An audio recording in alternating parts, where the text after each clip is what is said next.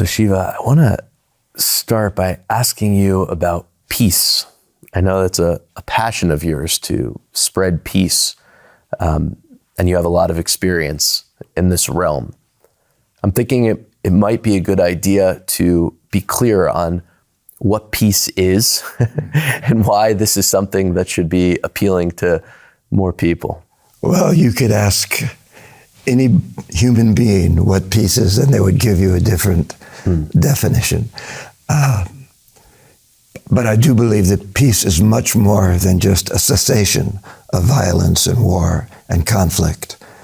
I think that peace is a state of consciousness that invokes a sense of wonderment and awe with the beauty and grandeur of creation, and that within that wonderment and that state of awe, there comes an inner realization of the breadth of creation and the beauty and the magnificence of God's presence in this world, moving through nature and moving through each and every one of us and each inspiration.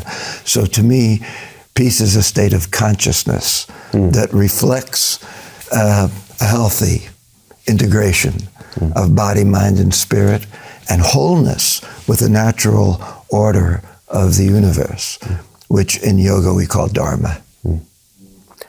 How do you find that state of consciousness yourself? Well, I think it began as a child when I was lost in play, in my imagination, just inventing my games with my toys or my dolls or whatever it was that I was playing with.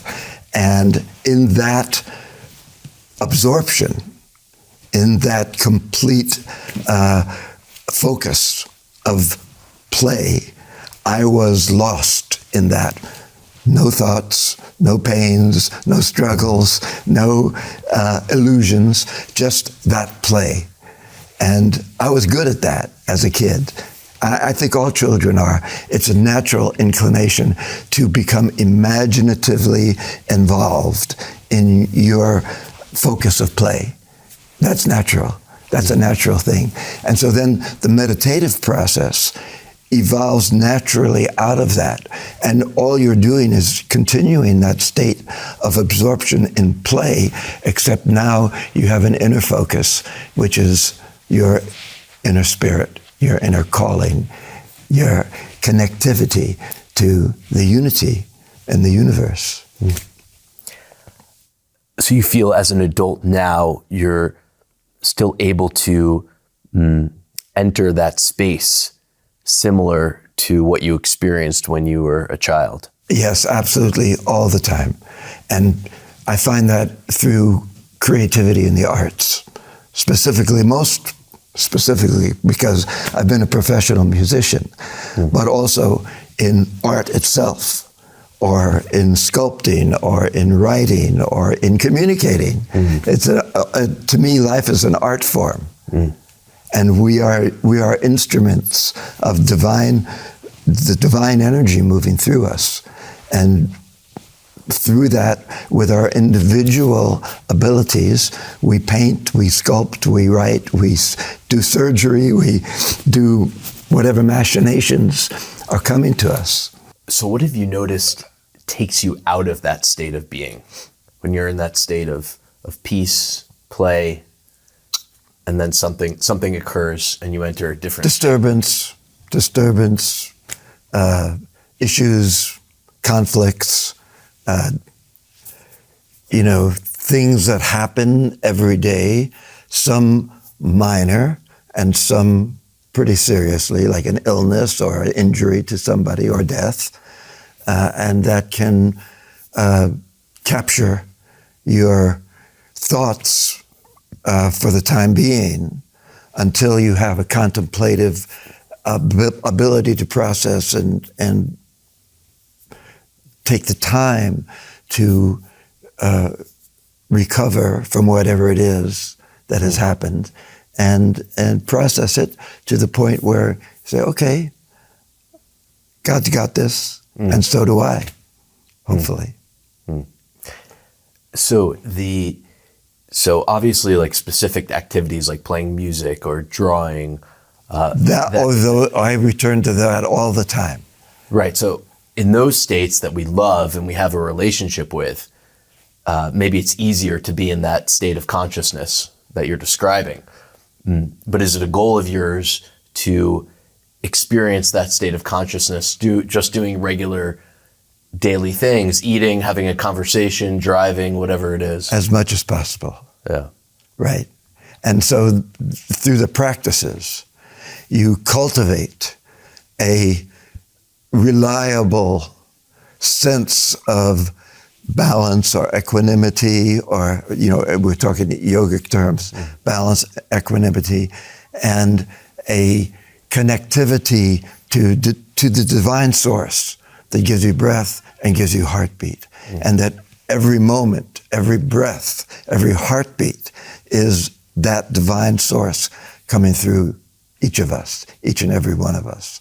And we forget, because we get caught in the duality. We have two eyes looking at objects and things out here in the material world. And that creates I guess you could say it's a illusion.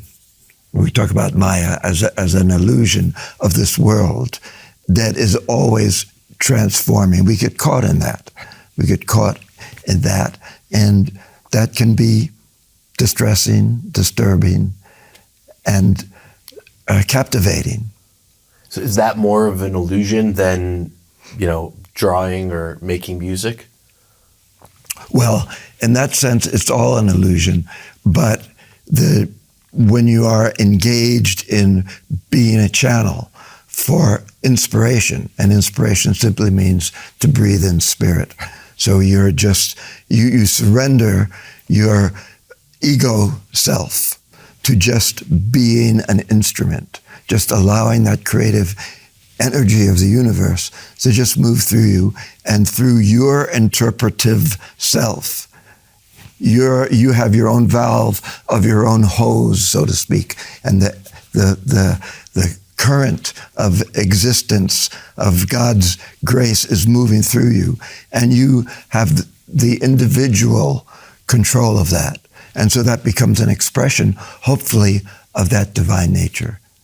So what do you think is the opposite of what we're talking about? The opposite of peace is what? Violence. It's violence. Violence, disturbance, distraughtness, cathartic emotionality caught in that world of constant stress, tension, and violence, abuse, in so many ways. We're talking about not just abuse that happens physically, but abuse verbally and abuse mentally. We abuse ourselves mentally. We can get caught in berating ourselves, in judging ourselves, in thinking of ourselves as limited or less than someone else that we might be comparing ourselves to. So you think external violence is often a reflection or the next step from violence that's occurring internally within oneself? Yes, absolutely, absolutely. We from time immemorial, we've been predatorial creatures.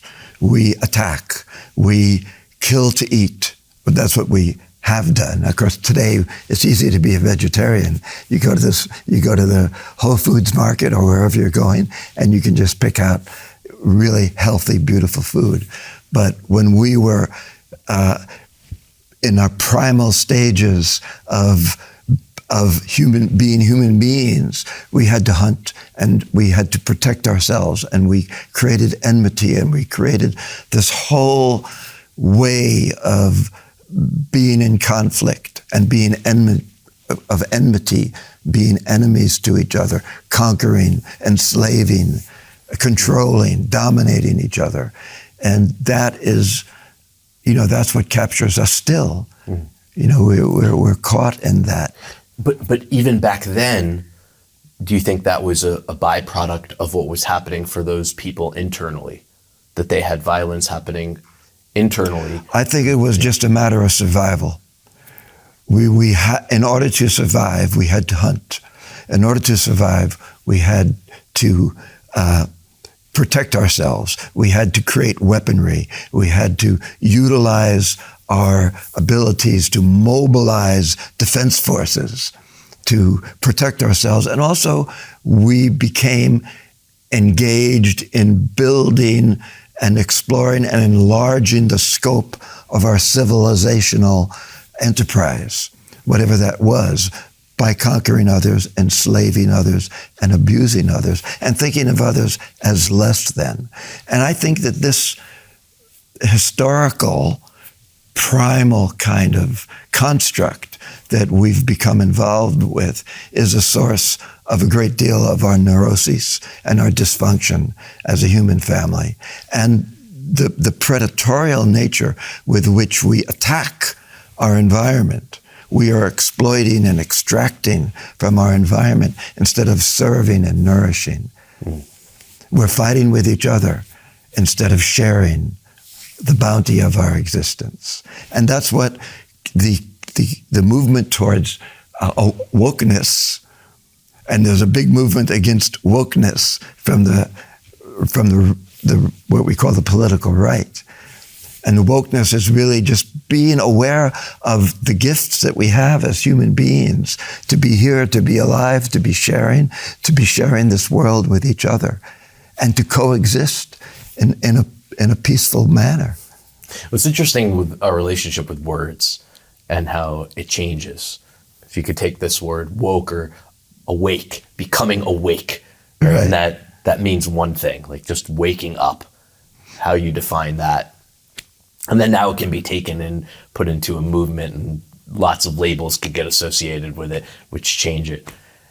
Yeah, what have you learned about words and the different relationship that we all have? Like what you said about peace, how you can ask so many different people what peace is and you'll get different definitions. Is it important for you to be aware of this relationship, this different relationship that everyone has, and that how you define a certain word might be quite different from how someone else does? Yeah, well, this is a problem that has existed, and we have different languages, and different words in different languages can mean multiple things in one culture, and in another culture mean exact opposite. So there's always a problem in the manner in which we communicate with each other.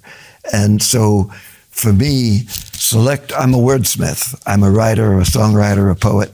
And so selecting words is extremely important, and choosing words that bring oneself to alignment with Dharma, or the natural order of the universe, and in alignment with that is extremely, extremely important. And also even going back to childhood, right? And that for the first, year or two of life, this concept of language isn't even developed, right? And then it just starts to develop slowly. Right. And then we're so immersed in words, it's how we operate. Everything is words. But then also to know, and maybe that's the power. Not everything is words, because there's also tonality, and there's also the way in which we feel each other, in terms of, like, talking to you, there's a chemistry that is there between us. And it's really not, it's more abstract than it is linear. Words are very linear. And we think in terms of linear progression, like B follows A and C follows B, D follows, so forth. But in music, for example, once you get involved in the tonality of things, you're not thinking in a linear way anymore. You're thinking in terms of tonality, and you're thinking in terms of rhythm, and you're thinking in terms of pulse, and you're thinking in terms of feeling, opening your heart, opening your biomechanism to the resonance of sound around you, which really gets back to that primal state where we are in a connectivity with the primal sounds of nature around us, which is a derivation of music and the derivation of language. Like if you sit by a stream and you hear the water bubbling and you hear ba-boom, ba-boom, ba-boom, and there's a rhythm and a pulse to the way the river or the stream is flowing. And within that, you hear a tabla or a drum or a violin or a chorus or a chant. You know, music is everywhere. But that's not necessarily a linear way of thinking. It's a feeling tone. And mantra is a feeling tone. It's not a linear. You can't translate a mantra in a literal way. It becomes more abstract, becomes more tonal.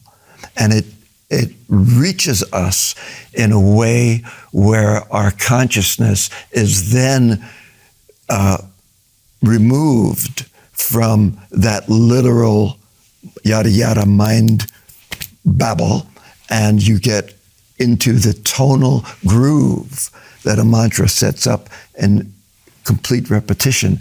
And it's a little bit like dropping a pebble into a pool. And if you can drop a pebble of the same weight in the same exact way into the center of that pool again and again, it permeates a vibrational wave field through the pool, which is pretty much a steady beat or steady rhythm or steady tonality. And that's what happens with mantra. As we use mantra in our consciousness, it's dropping the pebble of the tonality of the mantra into the pool of our consciousness.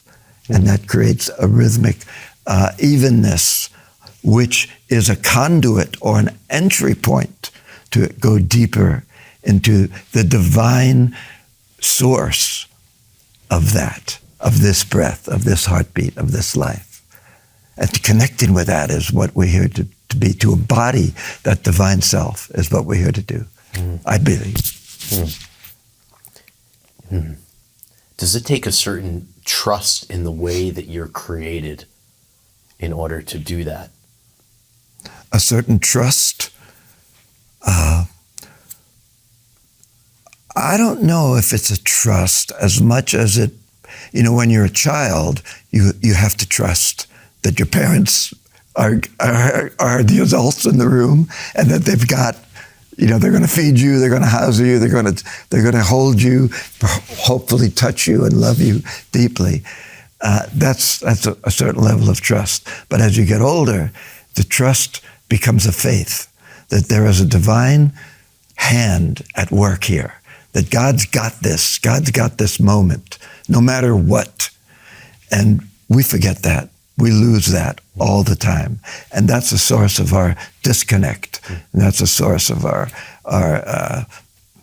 problems, much of our problems. But when I do have that, does that allow for freedom? Does that open up freedom then? Absolutely. Absolutely. It of course, because that source is something that you can't, you know, we human beings like definition. We want to define and delineate, but really trying to define and delineate God is something that pundits and sages and scholars and religious people have been pondering for centuries. And it's really impossible. It's like clouds. You can't define it. You can't fully grasp it. It's graspless, but nevertheless here, moving through and throughout the continuum of all creation. It's high in the mountains, it's deep in the sky, it's deep in the sea, it's everywhere that everywhere can be. And it really has no beginning, and it has no end, it has no birth, it has no death, it has no I, me, or mine. It's free. So freedom, that sense of freedom that you asked about, is really what human beings long for. We long for freedom. And we long, along with that, which is a democratic quest, we long for equality and we long for justice. And justice is another word for God, like peace or love. You know, if God be named, may it be love, may it be peace. You say we, you think everyone has that, even the people that are operating from the perspective that it doesn't really matter to me what everyone else has. I just want it for myself. And that's not equality. That's not justice. Right. People don't seem to give much care. I mean, right, for equality, for justice. They just want the good things for themselves. Well, that's the wrestle we have. The wrestle we have with our ego, with our quest for control and power and wealth. You know, we're a materialistic society. The material society promotes the spin that success means you acquire this, or you acquire this product, this wealth, this clothing, this ring for your finger, this car, this material wealth, this property, and that's the key to well-being and good health and happiness. And I think that's going down the wrong path. But you're saying deep down there is a more unconscious desire that those same people have for equality, for justice. They do. I believe that they do. And that's what Gandhi saw in everybody, that there was a goodness, there was an inherent divine self, namaste, an inherent divine self in every human soul. But it gets covered over, it gets forgotten, it gets lost, it gets trampled on in our ego, in our quest for ego satisfaction, power, greed, wealth, materialistic gain. How about equality, though, as something to try to, strive for, attain, is a tricky thing, right? I mean, can you make everything equal? No, you can't. But what you can have is equal opportunity. How? Well, if there is a real democracy where equality, justice, and freedom were really what we experience, everyone would be born into a home of love and care and equal opportunity to grow and have your dreams, whatever that may be, your talents, your skills, your intelligence, be fulfilled. However, this society is really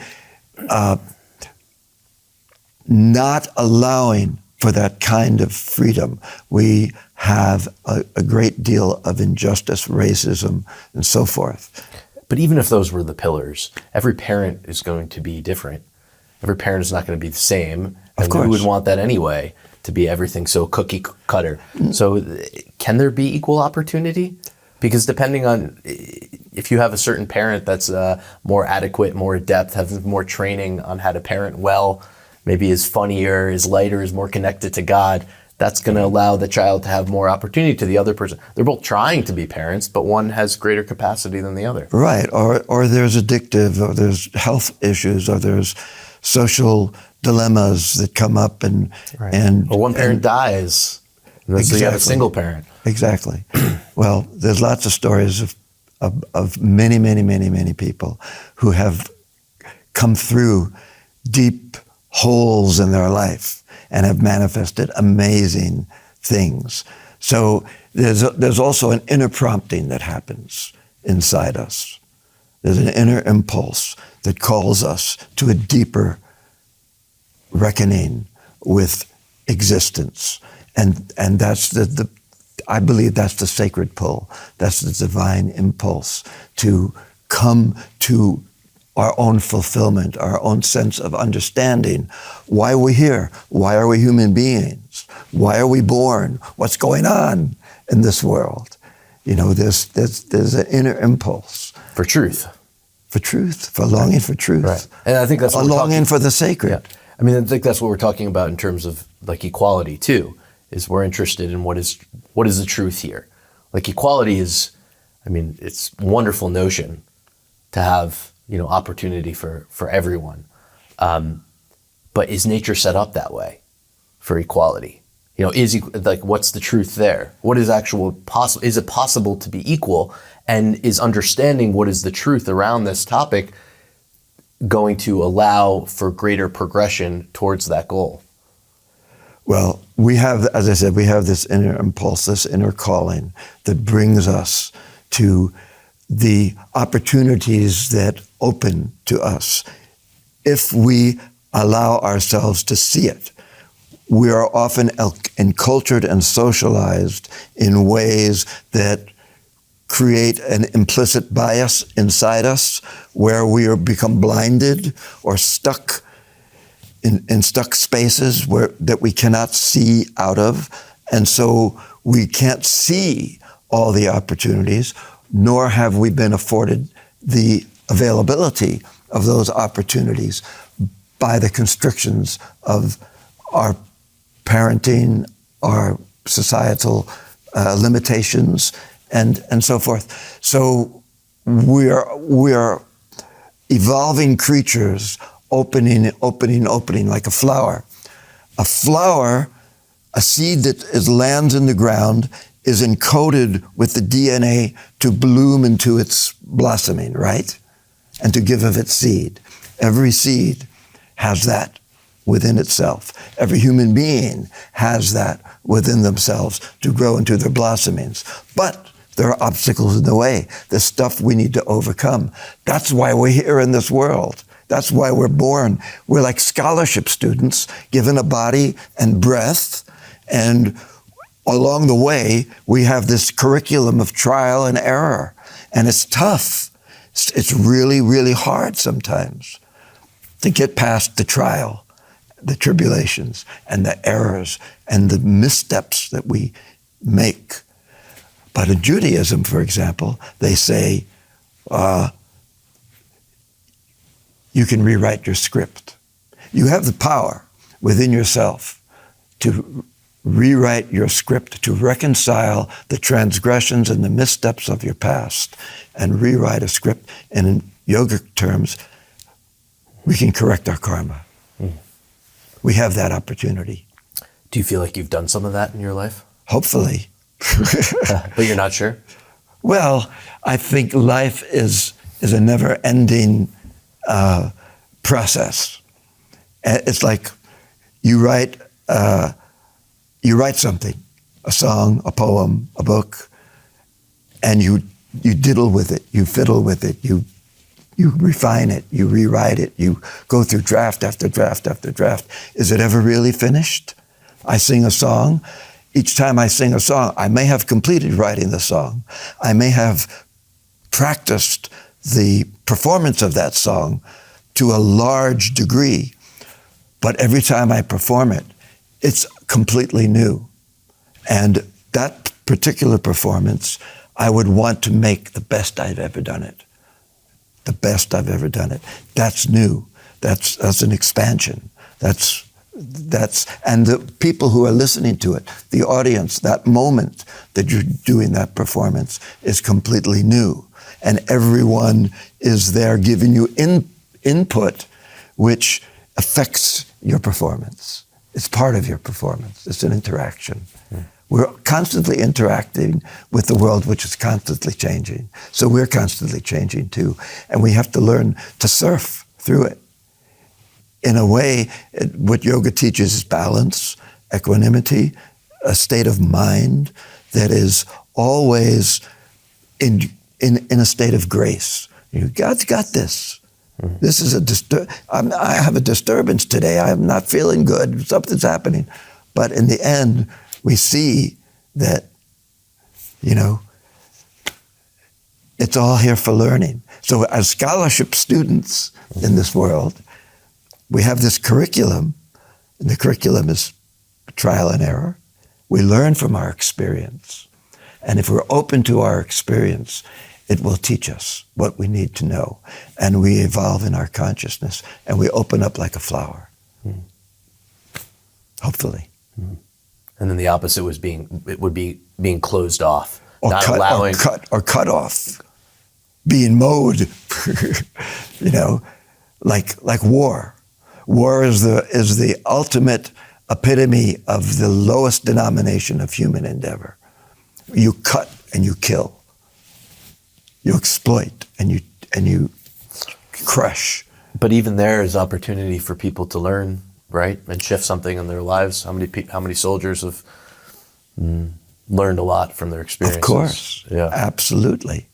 The other day, we were sitting at the birthday party of a gentleman who was a helicopter pilot in the Vietnam War and sent bombs down and gunships down on the enemy.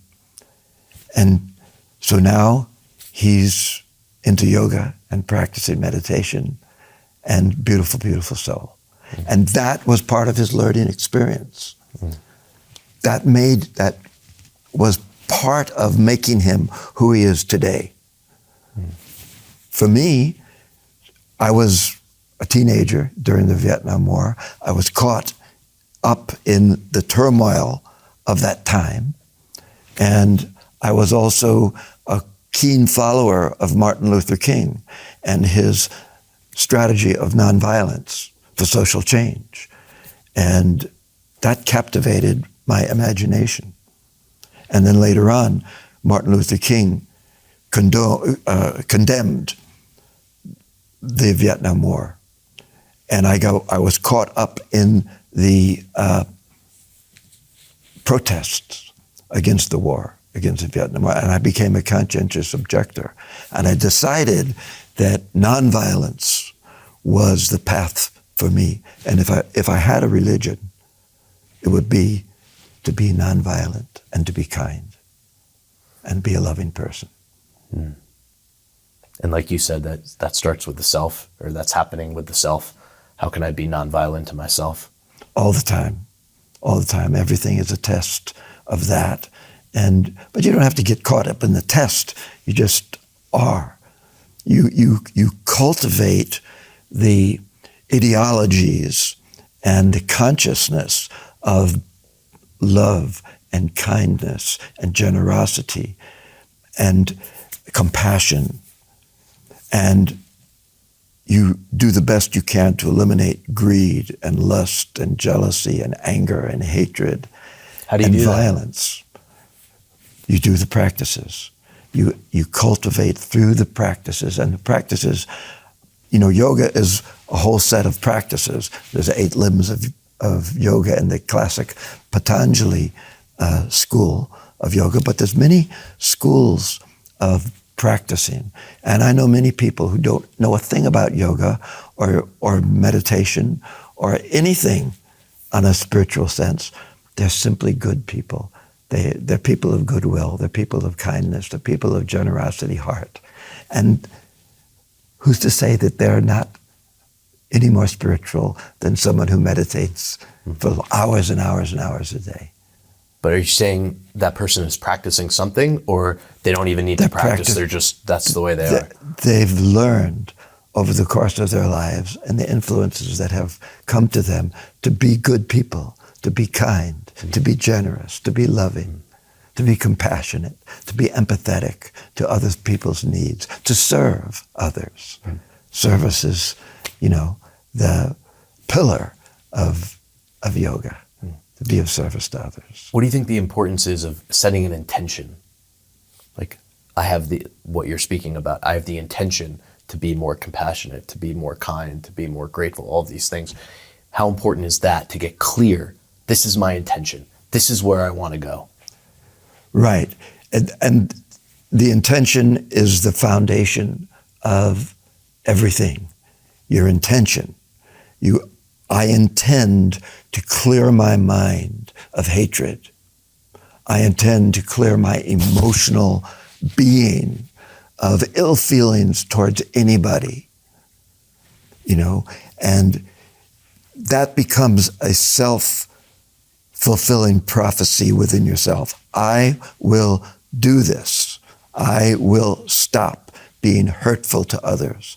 I will stop being condescending. I will stop being abusive, And you can do that by cultivating within yourself the opposite.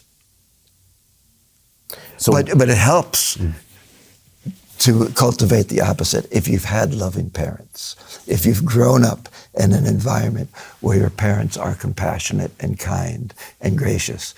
I was born into a mom who was an opera singer. I was literally born into the womb of music. Mom played the piano every day. She was a professional musician. She played the piano every day and vocalized without fail. So I grew up in a womb that was literally vibrating with my mother's voice every day. And so that was an encultured part of me, even in the womb, growing up. And the soundtrack of my childhood was my mother's opera and classical music played on the record player, you know. And but for someone that, you know, did not have that childhood, did not have that experience, and had a lot of hardship, trauma that they experienced, so maybe they look back and they say, well, I didn't have those opportunities. I had a really difficult childhood. Therefore, I can't do those. I can't do those things. I can't change this ill feeling, this hatred that I have. This is just how I am because of the way that I brought up, and it's not my fault. Well, the first thing is to recognize that. If you can recognize that, and then you can embark upon the process of change. And what will that be? Well, maybe you walk on the beach and you have a revelation. Maybe you go to some kind of consultant or some sort of health professional who can help you through the difficult times in your life and help you see another way. We are capable of change. We are capable of evolving to new levels of unlimited potential. Every human being has unlimited potential, I believe. And we get constricted and we get to argue for our limitations. We fight for our limitations. And that's a tragedy of being alive, instead of seeing the unlimited potential that we are born with. If you, I don't know if you do or not, but if there's some kind of ill will, animosity, hatred that you notice coming up inside of yourself, these things that you don't want to cultivate, but all of a sudden it's here. Right. Here it is. What do you do? Well, I try not to react out of an emotional discontent, out of emotional reactivity. If someone attacks me, you know, they blame me, they call me names, whatever it is, I try not to react in kind. I just try to take it, and actually try to take it like water off a duck's back, because there's something more that you can see in this interaction. There's something to learn from here. There's always something to learn from everything that happens, every moment in life, as a teaching for you, if you are able to see it. It's like I grew up in a world where I became athletic. I was gifted athletically, and athletics was my total absorption as a kid, as a teenager, to the point where I became very skillful, and I was very competitive. So I would be up against an opponent, right, and specifically in basketball or in contact sports of various kinds. You're up against an opponent, and they're trash talking at you, and they're trying to tear you down and, you know, dominate you. And I learned that if I trash talk back, it just becomes a disturbing conflict that doesn't have a resolution. But if I just stay within my game and I play my game to the best of my ability and do not return the trash talk, do not engage in that, but just simply be honest with who I am in that moment as a good player, I learned that by his opposition, by his trash talk, is helping me to be a better player and ultimately to be a better person. So that's an evolution of thought about challenge, because we're always going to be challenged in life. Every moment is going to present to us. So even to stand up, you're challenged against the pull of gravity to pull you down. And so you can see it as an obstacle, or you can see it as an opportunity for growth and learning. And that's the way I choose to see it. We have choice. Every choice is a thread in the fabric of our lives. And we can create that thread to be whole and strong and sturdy and good. Or we can create it to be weak and torn and unsteady. So when that arises in you and you notice, you don't notice that you have a tendency to make it wrong or to suppress it, push it away, because that seems to be I've set the intention, I want to experience love. I want to experience peace. Well, this is not that now, but it's here, if I'm being honest. Of course. So what I'm hearing you say is that it's more of just embracing it, allowing it, being patient with it, and that it's transformed somehow? Right. It becomes transformed eventually. For example, if you have a conflict with another person and you cannot resolve that conflict in the interaction that you're having, it's too emotionally polarized, you can't get through that, then you have to step back. And then maybe at a later time, from a different perspective, you can see that there is perhaps another approach that you could take. Because the approach in that moment of emotional reactivity may just escalate the polarization instead of trying to come to reconciliation or a resolution that is win-win. There's a win-win resolution that can be found if we are patient and if we are open to it. It might not always find it in the other person at that moment. I've had many conflicts. Conflict is part of existence. You can't exist without some kind of conflict, like standing up against gravity. In a way, that's a conflict. But there are ways to resolve conflict. And nonviolence, the whole basic principles of nonviolence are ways that through study and reflection and experience, you can learn to resolve conflicts through modalities and methodologies, whether it's mediation or active listening to someone else. You hear someone else, but you may be already projecting your response instead of really listening to them. So by really listening, you put aside your ego, you put aside your already thought of answer, and you try to put yourself into the other person's shoes. You're angry at me, you're mad at me, okay, let me try and understand why you are mad at me.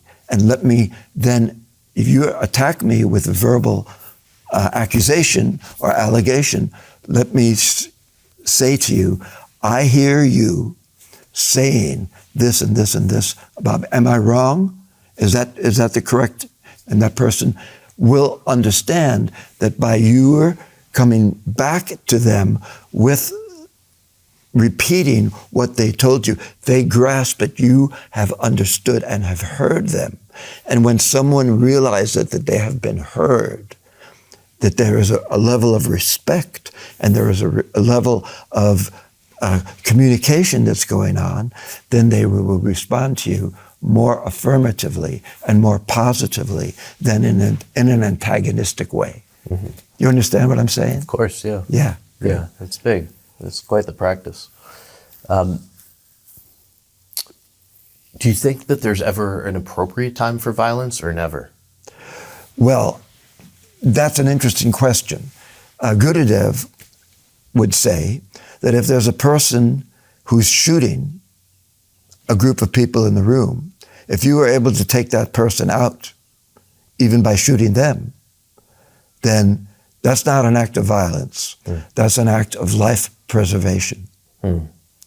So within the philosophy of nonviolence, within that school of thought, there is some degree of difference between being totally pacifistic, in other words, not even protecting yourself. As a matter of fact, there was a point where Gandhi himself said, the principle is more important than your life. Give your life to the principle of peace and justice and nonviolence. I, on the other hand, would say if there was someone that was going to attack me or my family or my loved ones or my friends, I would do all I could to stop that violence. And if in stopping that violence, I would act in what could be interpreted as a violent act, then I would say that is necessary to be done to protect life, to preserve life, to defend life is of ultimate importance. Not necessarily an act of violence, but an act of preservation and protection, which comes from the term ahimsa. Ahimsa means love and respect for all living things and doing no harm to any living thing or to the environment, which is a living thing. And so you're acting within the realm of ahimsa. But there is a disagreement within the school of nonviolence about that. There are some who say, don't do anything. And there are some who say, I must act. Gandhi was proactive. He was one of those rare individuals who was able to take the spiritual teachings of yoga, of Vedanta. He was a Mahatma, or a great soul. He was able to take those teachings and transform and translate it into political activism. And I think political activism is very important today. I mean, it's a good discussion whether a person who is meditative and spends their whole life in a meditative state is doing more to help the world than the person who's out in the street protesting and marching and advocating for legislation and policy change. What do you think? I think it's a combination of both. I think you can have both. I live a life as much as I can of meditation and contemplation and thoughtful rendering of the experience that I have that has come to me. And I've also been an activist because I was there in 1963 when Martin Luther King gave the I Have a Dream speech at the Great March on Washington. Prior to that, I was in high school. I had learned to be a folk singer during the civil rights days, and the songs of protest, the songs of freedom, the songs of spirituality, the spiritual songs. And that, I loved voices singing together. And I loved the marches. And I felt it was for a righteous cause. And I went to Washington, D.C. I was 17 years old. I was a kid. I was just learning to play the guitar and sing. And there was music everywhere. There was Peter, Paul, and Mary. There was Bob Dylan. There was Joan Baez. There was Mahalia Jackson. There was Marian Anderson, so forth and so on. And in the march itself, people were chanting and singing, and the tonality, the tone of it was impactful for me. And so I became embroiled in it, and I learned that it's the people who make a difference. Because right after that march, in 1964 and 1965, there came the legislations, the civil rights legislation, the Voting Rights Act, and so forth. And that was significant, and that showed me that it is activism, it is the people who take it upon themselves to make the world a better place and do something about it, that make a difference. Prayer is important. Prayer is important. But you can pray for end hunger in the world or for peace in the world.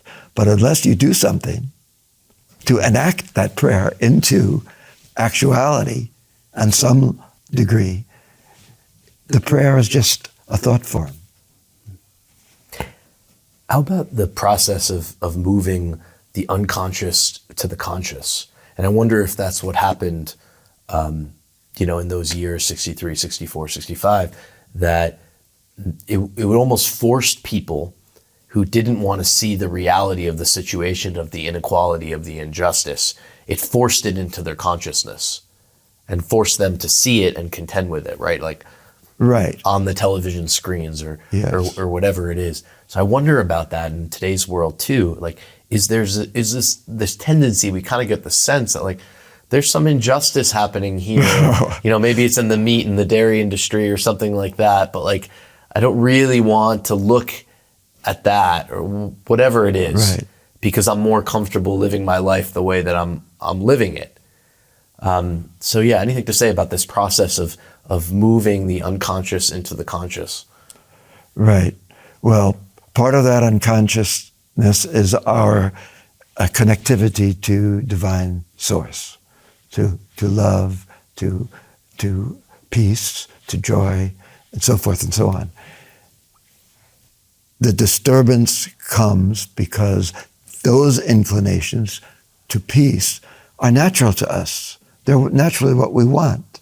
But when we see a world of violence and a world of cruelty, there's a disconnect there. There's a terrible cognitive dissonance that happens. And that cognitive dissonance is painful because you're experiencing something that doesn't compute with the reality that you have been a part of and that has been enculturated within you to be your truth. If you grew up in an abusive home and you see the world through an abusive lens, and then someone tells you that this abuse is not the way you need to live, there's a cognitive dissonance. You can make that change. You can make that transformation. But you have to overcome the cognitive dissonance that is going to come. It's painful because you've been living a life that is based on abuse or violence or addictive behavior or a reality that you have been enculturated in, which is your norm. It's become your home to that sense. It's your reality.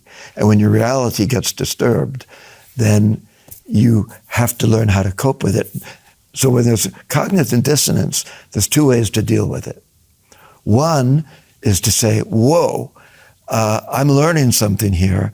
Let me go deeper into this and figure out why I'm experiencing this disturbance and what is here for me to learn and grow from. It's called educating ourselves. The other part of that is deny. Deny, diffuse, deflect, turn it away, and go deeper into the polarized mindset that you're already imbued in, and enforce it with weaponized talking points. Attack. You know, there's something called Darvo. Have you ever heard of Darvo? Mm-hmm. It's a social psychologist interpretation of how sexual predators self-approve of their behavior. Mm. The first one is denial. Darvo is an acronym. D is for denial. A is for, then you go on the attack. Oh no, it's you, not me. You're. And then V is victim. Oh, I'm a victim. It's a witch hunt, right? A victim. And then the R comes before the V. The R is reversal of the attack. You reverse it. Oh, you calling me a racist? You're the racist. And the last one, O, is on the offense. You go on the offense to obliterate your opponent, wipe them out, destroy their argument. Darvo, D-A-R-V-O. It's what Trump used. It's Trump's modus operandi. Yeah. And when we begin to understand that, we begin to revise the way in which we cooperate, understand each other, resolve our disagreements. We look for ways to resolve our disagreements so that there can be a reconciliation. There can be perhaps, hopefully, a new understanding to come out of this disagreement, to come out of this polarized position. But sometimes it's not possible. It's just not possible. If another person is so polarized and so closed to seeing another perspective, you can't penetrate that. You can't. So you say, okay. But you could have faith that it's going to change at some point if you continue to do your work and maybe pray for the person or love that person or not hate that person. And it might not change right now, but at some point. Right, namaste. Oh. I see the God in you, but we're just not talking on the same level right now. And I hope you can see the God in me as well, and we can come to be brothers and sisters and in family coexisting on this beautiful planet that God has given us. That's difficult to do. Yeah. It's the hardest thing for people to do. Sharing is the hardest thing for people to do. The simple act of sharing. We don't share well.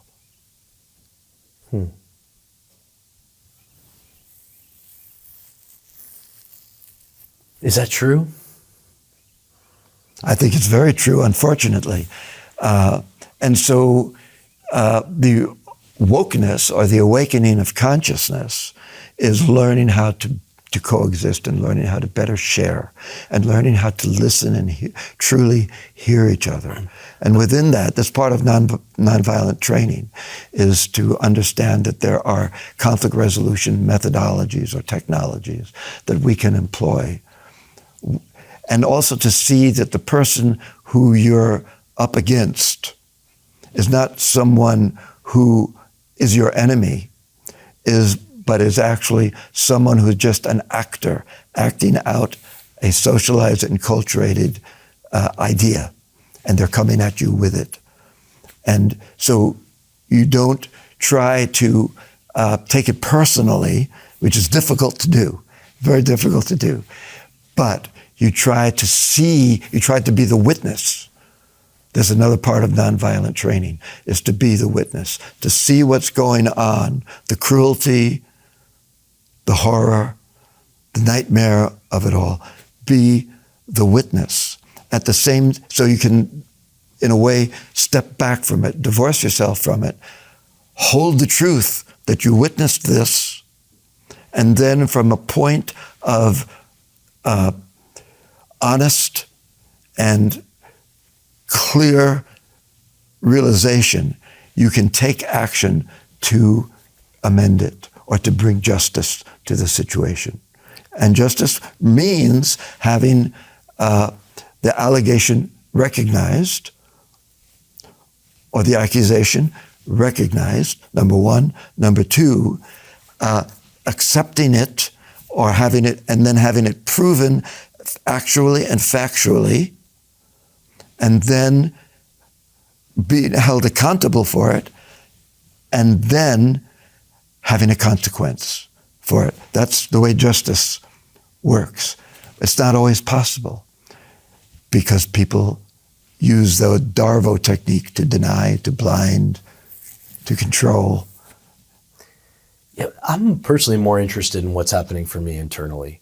And I see that if there's a larger problem in the world, it's this total focus on external, which I've had most of my life. But being the witness, I see that that's a distraction for how much I can continually do work and grow internally for me to see. And one of those specific things is the negativity bias. So I witnessed that. I witnessed myself focusing on what is negative. Right. So that's why I asked the question, even like, we're not good sharers. So I would question to myself, like, is that true? Or is that me having a negativity bias on, because I think there's probably arguments to be made for both sides. Like, well, it's probably true for both sides. Because when we're witnessing, we're seeing something, but we're also witnessing our own reaction to it. Mm-hmm. And that internal processing, that internal witnessing is very, very important to each of us, because that's the way we come to terms with whatever is happening. we're in a relationship. Our wife is angry. My wife is angry at me. My child is upset. Whatever's going on in that immediate moment, I witness it. I try to help it if I can. I try to heal it if I can. But part of that witnessing and part of that processing has to happen within myself. It's not just out there. Mm-hmm. Yeah. It's dual. We're dual. We're in the world and we're within ourselves. But the world we're in is imperfect and transigent and is an illusion. It's always changing, constantly changing. And in the yogic teachings, they tell us we are that divine self which is immortal and never, always the same, always divine, always eternal, the eternal self. I wanted to ask you more about music, because I know it's been such a big part of your life, and it's great to hear about that with your mom and being an opera singer and playing the piano while you're in the womb and all of that. Anything to share about your early relationship with music and introduction and your love for it? Yeah. Well, music was just the soundtrack of my life. It was always there. From the time I was in the womb, as I said before. But music was not my first real dedicated effort. I didn't really, it came easily to me. I wasn't really challenged by music. I was more challenged athletically. I was good. I could run fast. I had good reflexes. I could jump. I could play ball, or any kind of ball, well. And I just loved it. I loved playing ball. I lived with a Spalding pink ball in my pocket. And I would walk down the street and I'm throwing the ball against the wall and catching it. So athletics was really the first thing that I dedicated myself to and became good at. And I learned through that you become, through practice and dedicated to getting better, you get better. And then music, I was good. I could sing, I could act. I was always in the school plays. It was like something I just did naturally. But at a certain point, music took over. It became number one for me. And it happened, it evolved, from the civil rights movement and the songs of protest and the songs of freedom to writing my own songs, to realizing that I had something to say, or something to give, something to express, and I wanted to do it through music. There wasn't enough to express that. I wasn't expressing myself well enough through sports or through basketball. There was something more that was calling me, and that was music. And then I began to dedicate myself to music and thought, hey, I can do this professionally. And I had opportunities that were given to me. I had opportunities to join bands and do this and do that and to make recordings. And one thing led to another. And I went into it. I just went into it. But I also had this, I guess you call it an intuitive or instinctual connectivity to sound, to the sounds around me. I mean, I grew up in New York City, so the sounds around me were cacophonous. Sounds of the street, the subways. I lived right next to the George Washington Bridge, so every night in my room I would go to sleep and the bridge was, you could hear the traffic and the noise. The bridge was also, it groaned and it moaned. And so the sounds, but then I would go down to Riverside Park and there were a little patch of a few acres of woods and I'd sit there amongst the trees and there was a different sound, different tonal influence coming to me and resonating with me. And that I really loved, that I really felt comfortable with. And then later on, I was absolutely and completely desirous to go into the mountains and immerse myself in nature totally and completely. So I became a backpacker and a mountaineer. First hiking in the Catskills of upstate New York and the Adirondacks of upstate New York, and then down through the Appalachian Trail and so forth into Virginia. And I became a lover of nature and the sounds of nature. And that was music to my ears. The streams, the wind in the trees, the birds singing.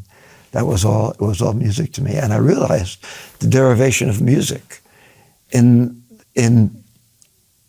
any culture was coming from these sounds of nature. The rhythms of nature, the day, the night, the rain falling, the birds singing, the wind, the water. That's all music. It's all music, and we in our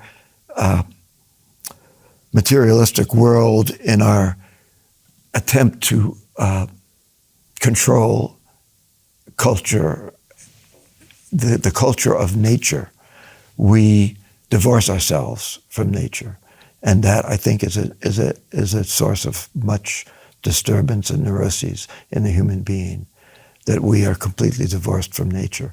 So I always attempted to get as much as I could to get into nature, to immerse myself. I once spent an entire summer in the Sierras, hiking the John Muir Trail, north and south, and that was like 2 months in the wilderness, embedded totally in the wilderness.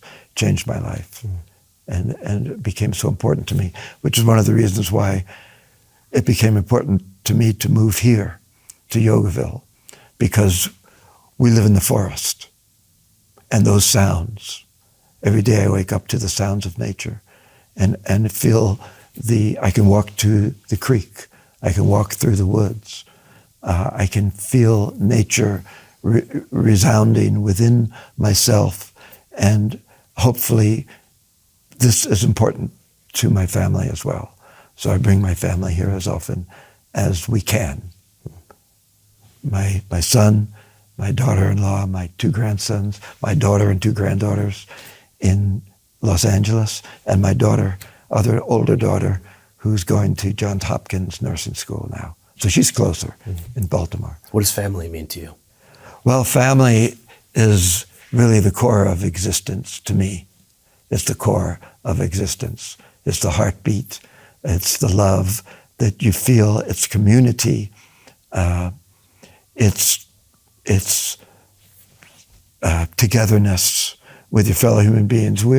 We are human beings in general.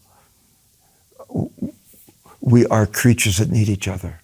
We're here to be together with each other. And we're born in the womb of a mother, for crying out loud, and so we're never alone. We're always with each other, and family is an extension of that togetherness. And the procreation of life is a beautiful thing. It's a wondrous thing.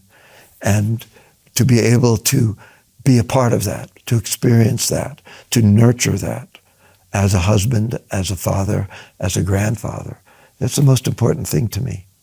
It's more important than career. It's more important than making money or, anything else. It's number one. So, although I've had and continue to have a career that I enjoy and love, primarily in music and the arts,